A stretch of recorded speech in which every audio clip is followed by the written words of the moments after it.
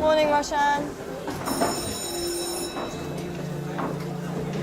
All right, class, settle down, settle down. Today's assignment is a little bit different to what we usually do. Today, I've got a question that I want you to answer. And the question is, what do you want to be when you grow up? Now, I want you to think about this very carefully. Answer it honestly. Don't worry about what people are going to think because nobody else is going to see this. I do want you to think about why.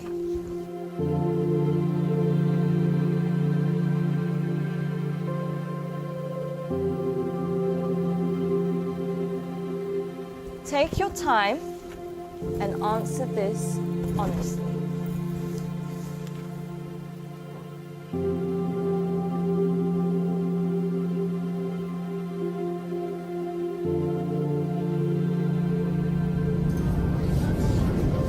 All right, class, that's all we have time for today. Can I please have your sheets as you're leaving?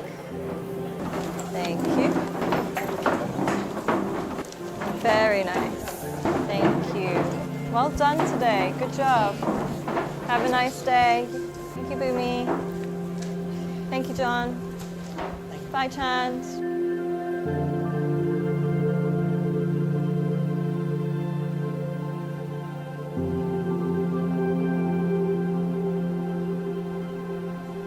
John, can I speak to you for a second? Yes, miss. John, I think you've misunderstood the assignment. Miss, I think you misunderstood life.